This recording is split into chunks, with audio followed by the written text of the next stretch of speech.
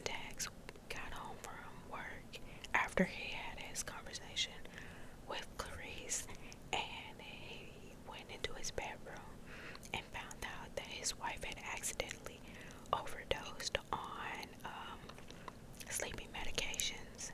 And so at that point he has to call the ambulance, and in this futuristic society, the paramedic guys are the ones that are like tasked with like pumping Mildred's stomach. Mildred is Montag's wife, but pumping Mildred's stomach of all the stuff and replacing it with like this liquid that makes like that replaces like what she lost. And so then it talks about just like how unnerved that Montag is about all of this, because it's a serious matter. Just the fact that his wife is literally just overdosed, and the guys are just joking around, treating it like it's something so normal and just something so mundane. And to them, it is just something so normal, because they tell Montag like, "Oh, this won't be like the first of the night. Like, we have many more calls just like this. This isn't anything new." And so that's very unnerving for Montag to hear, because he's starting to question things. And then the next scene just features him talking to Mildred, and her not literally recalling anything that happened. And it says that she was listening to music and like rain sounds with these little earbuds, which I find so fascinating, because we literally have little earbuds. But she doesn't remember overdosing, and what Montag theorizes that happened was that she was taking the medication and she kept forgetting that she had already taken it, so she would just keep taking it, and then she would forget, and then she'd keep taking it. So that's what caused the overdose. And basically she's just like, "Montag, you're being crazy." And then also she tells Montag about the glass panels, which kind of resemble flat screen TVs, and I think that she says that they have like 3 in their house, and she tells Montag that they need a 4th, and Montag's like, "We just got the one last year." And she also brings up in the conversation how there's movies that they're watching and they get to interact with the actors, but literally it's just they have one script, and Montag's just like, "What's the plot of this?" And she literally can't even tell him the plot of it. So Montag leaves, he goes to work, and he notices the Hound. And Hound is like this robotic dog that the firefighters use to like hunt people down.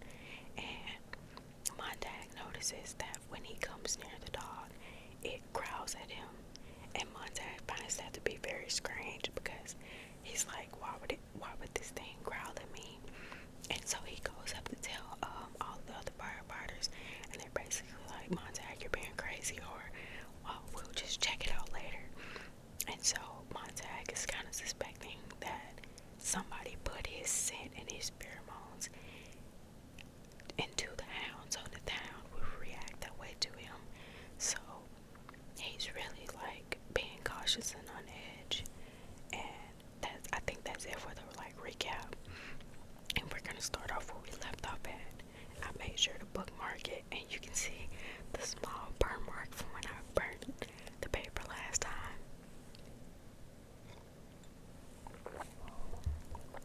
I have some chamomile tea here with me, just in case my throat gets like dry.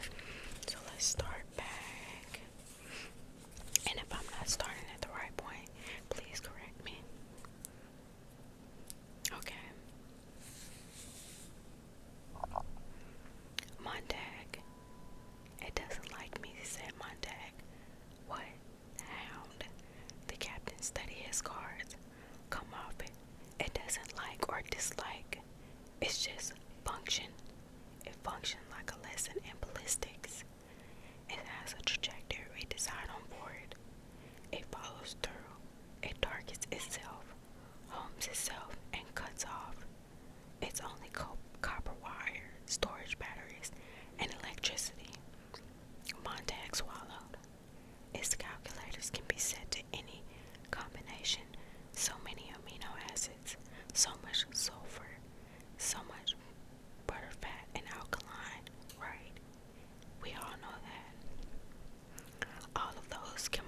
balances and percentages on all of us here in the house are recorded in the master file downstairs.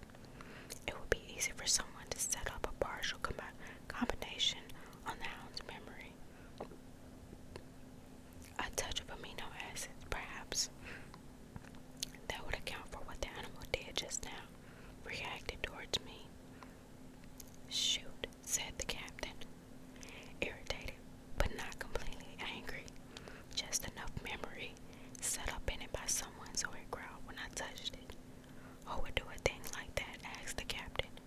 You haven't any enemies here, guy? None that I know of. We'll have the hound checked out by our technicians tomorrow. This isn't the first time it's threatened me, said Montag. Last month it happened twice. We'll fix it up, don't worry. But Montag did not move and only stood thinking of the ventilator grill and the hall at home and what lay hidden beneath the grill. If someone here in the firehouse knew about the ventilator, then mightn't they tell the hound? The captain came over to the drop hole and gave Montag a questioning glance.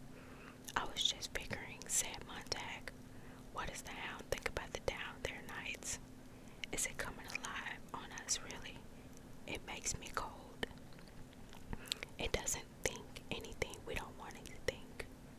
That's sad, said Montag quietly, because all we put into it is hunting and finding and killing. What a shame if that's all they can ever know. Petey snorted gently. Shoot, it's a fine bit of craftsmanship, a good rifle that can fetch its own target and guarantees the bullseye every time. That's why, said Montag, I wouldn't want to be its next victim. Why? You got a guilty conscience about something? Montag glanced up swiftly. Petey stood there looking at him steadily with his eyes, while his mouth opened and began to laugh very softly. 1, 2, 3, 4, 5, 6, 7 days. And as many times he came out of the house, and Clarice was there somewhere in the world. Once he saw her shaking a walnut tree. Once he saw her sitting on the lawn knitting a blue sweater. 3 or 4 times he found a bouquet of late flowers on his porch, or a handful of chestnuts in a little sack, or some autumn leaves neatly pinned to a sheet of paper and thumbtacked to his door. Every day Clarice walked him to the corner. One day it was raining, the next day it was clear. The day after that the wind blew strong, and the day after that it was mild and calm, and the day after that, that calm day was a day like the furnace of summer, and Clarice, with her face all sunburned by late afternoon.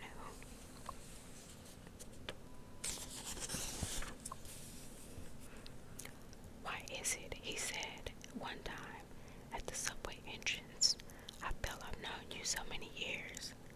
Because I like you, she said, and I don't want anything from you, and because we know each other. You make me feel very old and very much like a father. Now you explain, she said. Why haven't you any daughters like me, if you love children so much? I don't know. You're joking. I mean, he stopped and shook his head. Well, my wife, she just never wanted any children at all. The girl stopped smiling. I'm sorry, I really thought you were having fun at my expense. I'm a fool. No, he said. It was a good question. It's been a long time since anyone cared enough to ask.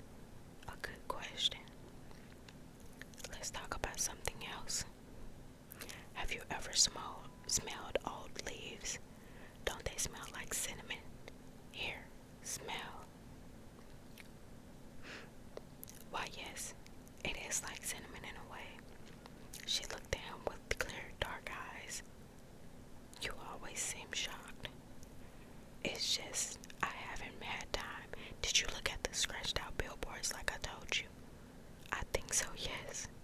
He had to laugh. You're laughing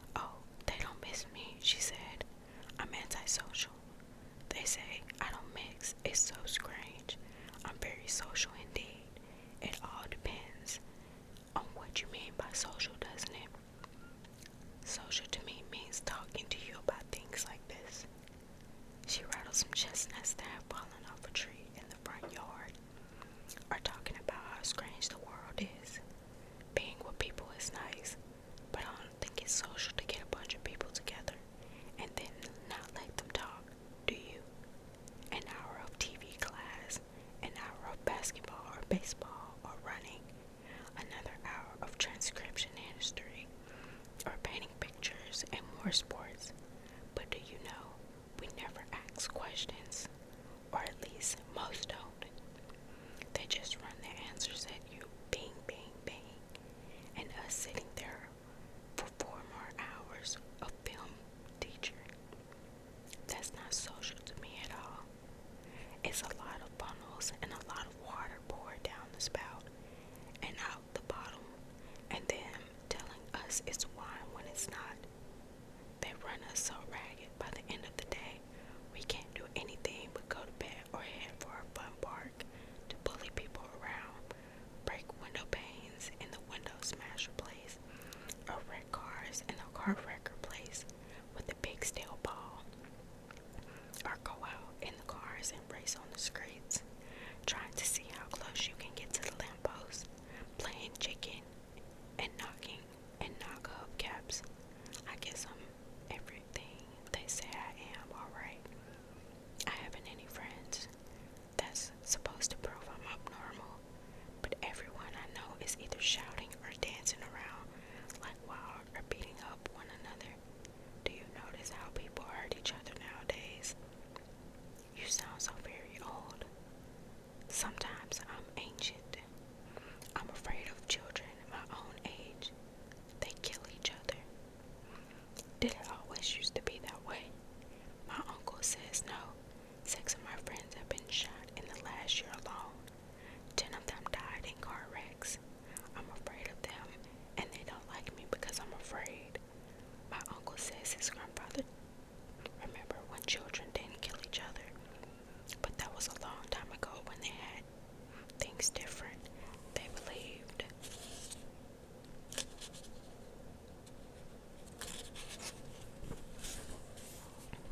And responsibility, my uncle says. Do you know I'm responsible? I was spanked when I needed it years ago, and I do all the shopping and house cleaning by hand. But most of all, she said, I like to watch people. Sometimes I ride the subway all day and look at them and listen to them. I just want to figure out who they are and what they want and where they're going. Sometimes I even go to fun parks and ride in the jet cars when they race on the edge of town at midnight. And the police don't care as long as they're insured. As long as everyone has 10,000 insurance, everyone's happy. Sometimes I sneak around and listen in subways, or I listen at soda fountains. And do you know what? What? People don't talk about anything. Oh, they must. No, not anything. They name a lot of cars or clothes or swimming pools mostly and say how swell. But they all say the same things and nobody says anything different from anyone else. And most of the time in the caves, they have the joke boxes on and the same jokes most of the time, or the musical wall lit and all the colored patterns running up and down, but it's only color and all abstract. And at the museums, have you ever been? All abstract. That's all there is now. My uncle says it was different once. A long time back, sometimes pictures said things or even showed people. Your uncle said, your uncle said, your uncle must be a remarkable man. He is. He certainly is. Well, I got to be going. Goodbye, Mr. Montag. Goodbye. Goodbye. 1, 2, 3, 4, 5, 6, 7 days. The firehouse. Montag, you shin that pole like a bird up a tree. 3rd day. Montag, I see you came back.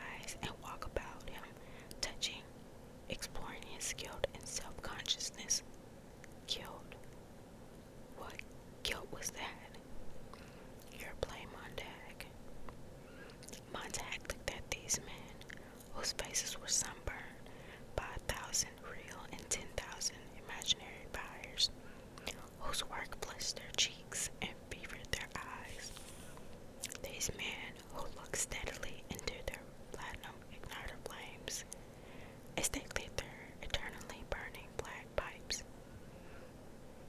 They, in their charcoal hair and soup-colored brows and bluish ash-smeared cheeks, where they had shaven clothes, but their heritage showed.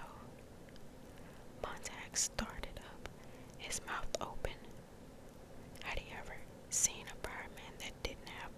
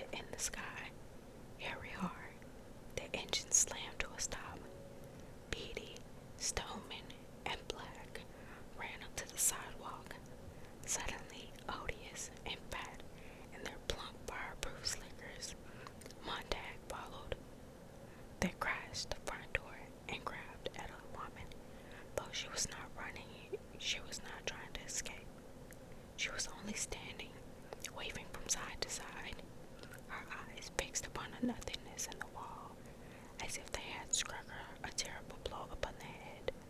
Her tongue was moving in her mouth, and her eyes seemed to be trying to remember something, and then they remembered, and her tongue moved again. Play the man masteredly.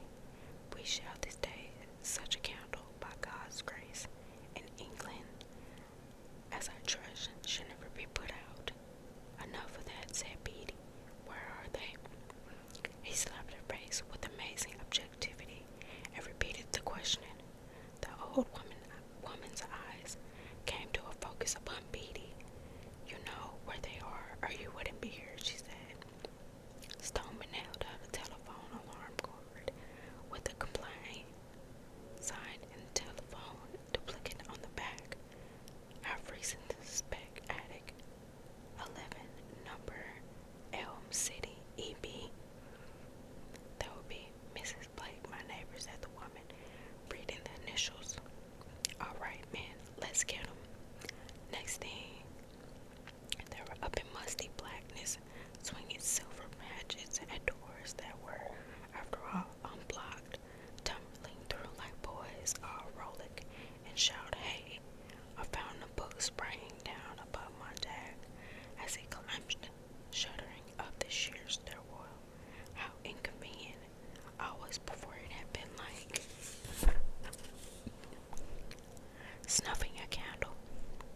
The police went first and adhesive taped this victim's mouth and bandaged him off into their glittering beetle cars. So when you arrived, you found an empty house. You weren't hurting anyone. You were hurting only things. And since things really couldn't be hurt, since things felt nothing and things don't scream or whisper or whimper, as this woman might begin to scream and cry out, there was nothing to tease your conscience later. You were simply cleaning up, janitorial work essentially, everything to its proper place. Quick with the kerosene. Who's got a match? But now tonight, someone had slipped. This woman was spoiling the ritual. The men were making too much noise, laughing, choking, to cover her terrible, accusing silence below. She made the empty rooms roar with accusation and shake down a fire dust of guilt that was sucked into their nostrils as they plunged about. It was neither cricket nor correct. Montag felt an immense irritation. She shouldn't be here, on top of everything. Books bombarded his shoulders, his arms, his upturned face, a book lit almost immediately like a white pigeon in his hands, wings fluttering. In the dim wavering light, a page hung open, and it was like a snowy feather. The words delicately painted thereon, in all the rush and fever. Montag had only an instant to read a line, but it blazed in his mind for the next minute as if stamped there with a fiery steel. Time has fallen asleep in the afternoon sunshine. He dropped the book. Immediately, another fell into his arms. Montag, up here. Montag's hand closed like a mouth, crushed the book with wild devotion, with an insanity of mindlessness to his chest. The men above were hurling shovelfuls of magazines into the dusting air. They fell like slaughtered birds, and the woman stood below like a small girl among the bodies. Montag had done nothing. His hand had done it all. His hand with a brain of his own, with a conscience and a curiosity in each trembling finger, had turned thief. Now it plunged the book back under his arm, pressed it tight to his sweating armpit, rushed out empty, and with a magician's flourish, look here, innocent, look. He gazed, shaking at that white hand. He held it way out, as if he were farsighted. He held it close, as if he were blind. Montag, he jerked about. Don't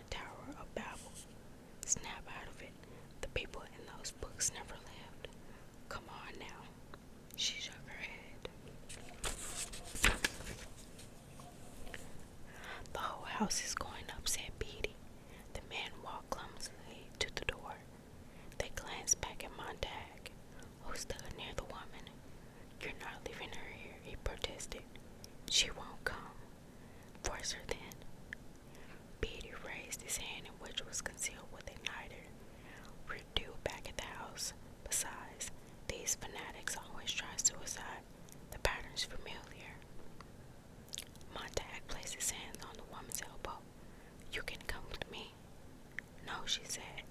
Thank you anyway. I'm counting to 10, said Beatty. 1, 2, please, said Montag. Go on, said the woman. 3, 4. Here, Montag pulled at the woman. The woman replied quietly, I want to stay here. 5, 6. You can stop counting, she said. She opened the fingers of one hand slightly, and in the palm of her hand was a single slender object, an ordinary kitchen match. The sight of it rushed the man out and down away from the house. Captain Beatty, keeping his dignity, backed slowly through the front door, his pink face burnt and shining from 1,000 fires and night excitements. God, thought Montag, how true. Always at night the alarm comes, never by day. Is it because fire is prettier by night? More spectacle, a better show? The pink face of Beatty now showed the faintest panic in the door. The woman's hand twitched on a single matchstick. The fumes of kerosene boomed up the powder. Montag felt the hidden book pound like a heart against his chest. Go on, said the woman, and Montag felt himself back away and out of the door. After Beatty, down the steps, across the lawn where the path of kerosene lay, like the trunk of some evil snail. On the front porch where she had come to wait them, quietly with her eyes, her quietness a condemnation, the woman stood motionless. Beatty flicked his fingers to spark the kerosene. He was too late, Montag gasped.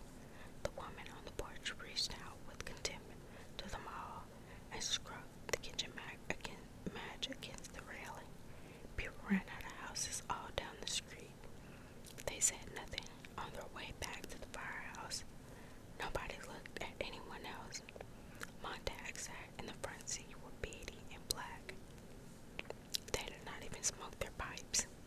They sat there looking out the front of the great salamander as they turned a corner and went silently on.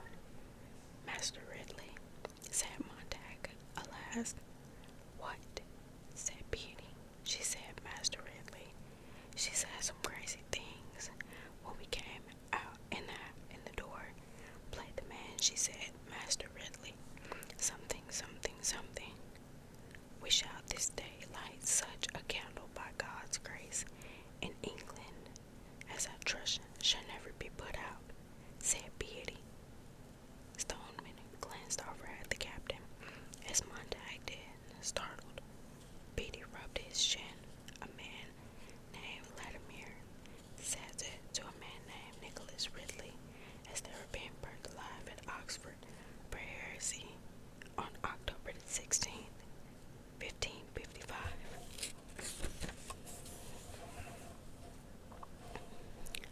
Montag and Stoneman went back to looking at the street as it moved under the engine wheels.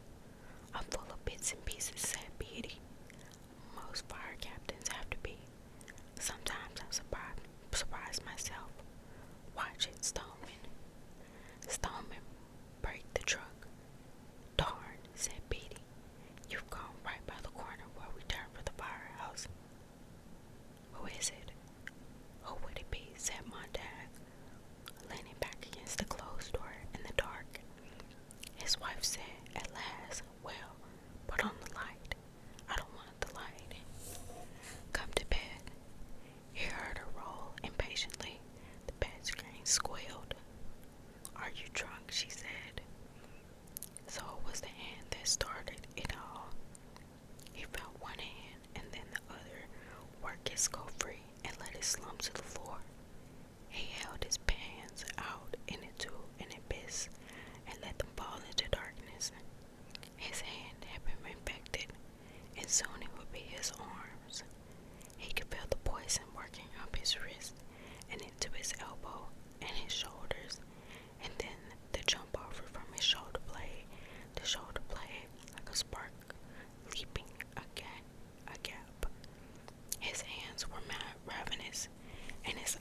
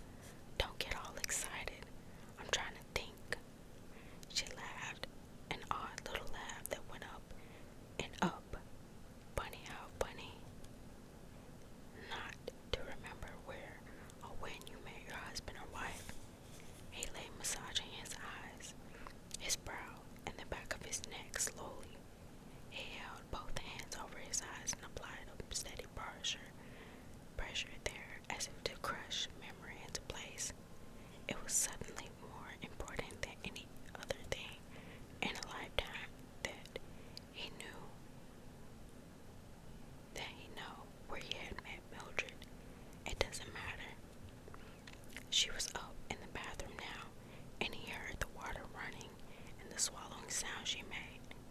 No, I guess not, he said.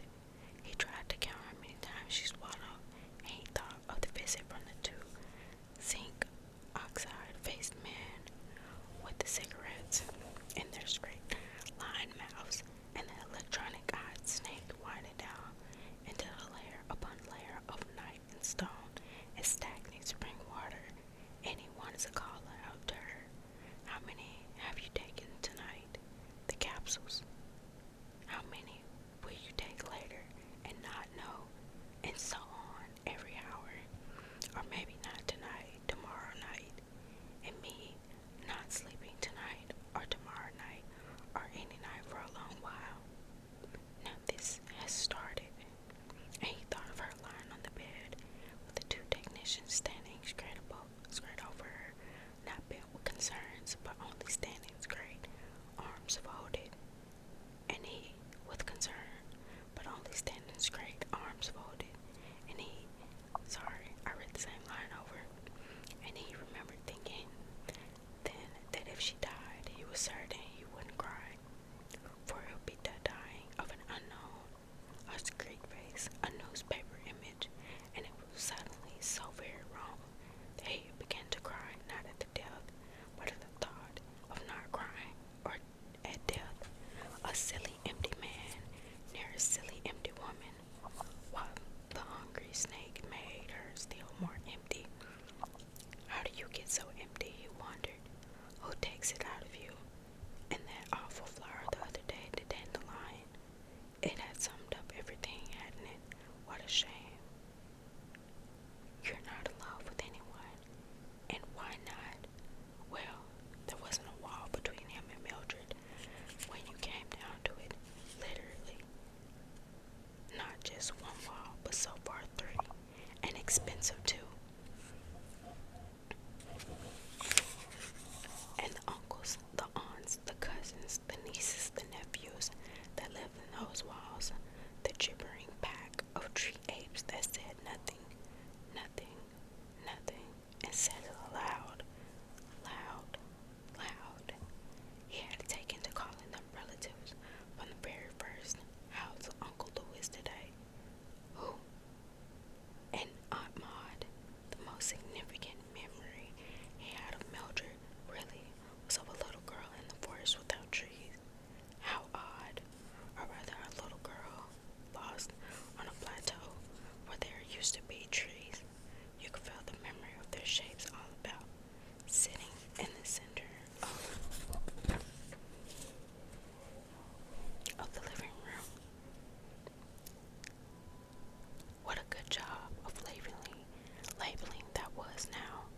No matter when he came in, the walls were always talking to Mildred. Something must be done. Yes, something must be done. Well, let's not stand and talk. Let's do it. I'm so mad I could spit. What was it all about? Mildred couldn't say. Who was mad at whom? Mildred didn't quite know. What were they going to do? Well, said Mildred, wait around and see. He had waited around to see. A great thunderstorm of sound gushed from the walls. Music bombarded him at such an immense volume that his bones were almost shaken from their tendons. He felt his jaw vibrate, his eyes wobble in his head. He was a victim of concussion. When it was all over, he felt like a man who had been thrown from a cliff.